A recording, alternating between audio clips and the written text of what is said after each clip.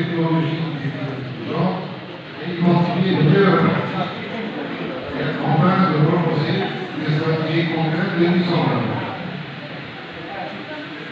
Donc, pour répondre à l'enjeu de la conférence de la Smart City, on veut deux piliers de la Smart City. Il y a la gouvernance intelligente, la mobilité intelligente, l'environnement intelligent, la population intelligente, l'habitat intelligent et l'économie intelligente. Pour la gouvernance intelligente, il s'agit de la participation citoyenne et la décision basée sur l'État.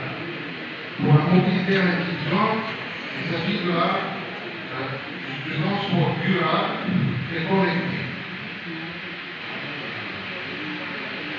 Pour la population intelligente, il s'agit donc d'une inclusion numérique et d'une éducation aussi numérique.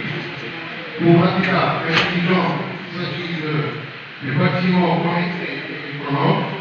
Pour l'économie intelligente, c'est l'innovation et l'entrepreneuriat durable.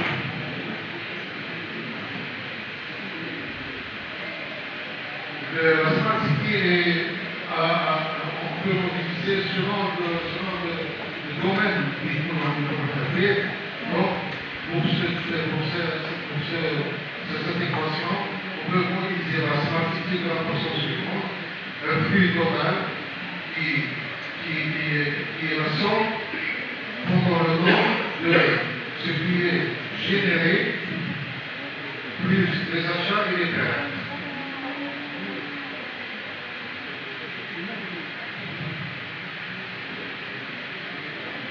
Donc l'efficacité en complément de jeu. Il y a la consommation énergétique. C'est la consommation énergétique, c'est elle qui va nous inciter à aller à trouver des solutions au cas par cas dans une ville intelligente. Il y a la consommation du secteur du bâtiment qui a aussi de 40% dans le développement public, dans la consommation énergétique urbaine. Le transport est à 11% de la consommation énergétique urbaine. Aussi l'industrie à 20% et la consommation et l'éclairage public à 10%. À tout cela, nous devons trouver des solutions dans le cadre de la Smart City.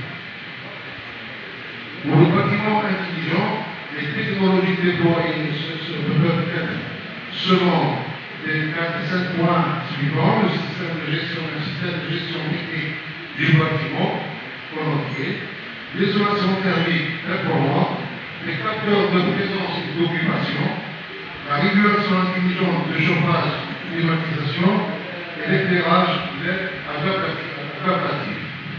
Comme budgétaire, nous pouvons avoir une réduction de 30 à 50% de la consommation, une amélioration du confort des occupants et une maintenance prédictive réduisant les coûts.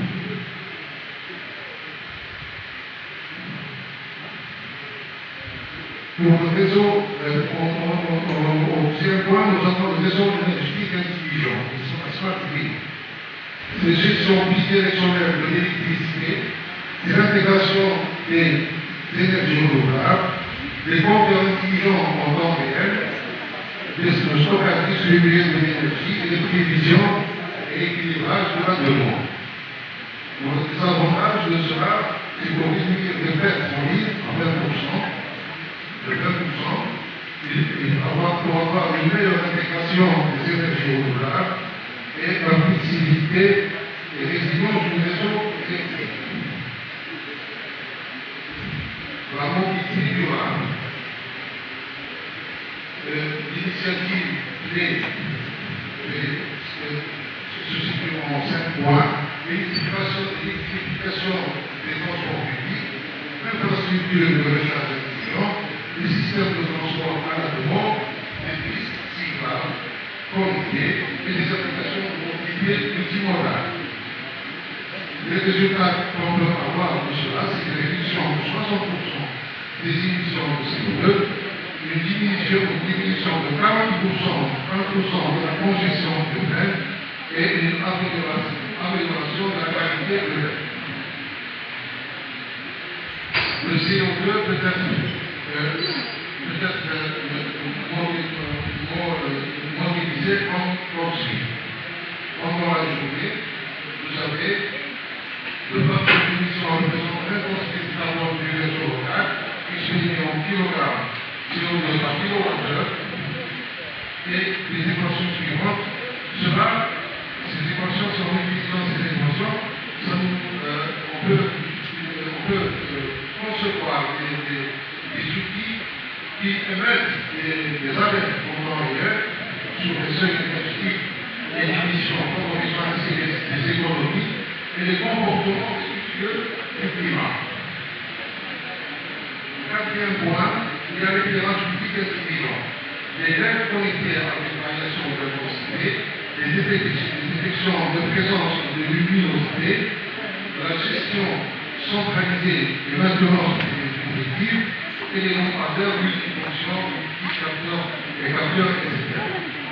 Les résultats qu'on peut avoir de cela, c'est une réduction de 50% de la consommation, une baisse de 30% des coûts de maintenance et une amélioration de la sécurité de l'air.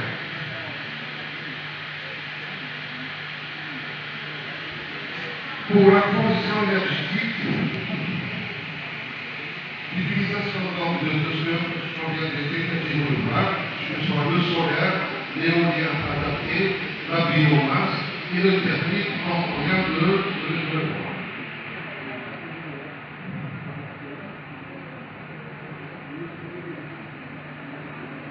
Donc pour le solaire urbain, on peut le trouver dans les toitures photovoltaïques, c'est-à-dire obliger une obligation progressive du bâtiment neuf. Le passage solaire l'intégration constituera innovante des ombrières de parc pour de fonction, production et production, vers le solaire périurbaine, production à grande échelle, en ce qui concerne le solaire urbain, pour les géothermies et les pompes à chaleur, le réseau de chaleur et le four urbain, les géothermies de surface pour bâtiments individuels et la récupération de chaleur à partir des métros, pour des centres de données, où il y a une chaleur qui peut être récupérée. La biomasse et le biogaz. La valorisation des déchets organiques, la méthanisation urbaine et le chômage biomasse locale. Pour le stockage et la flexibilité énergétique, il y a des options de stockage, de batteries stationnaires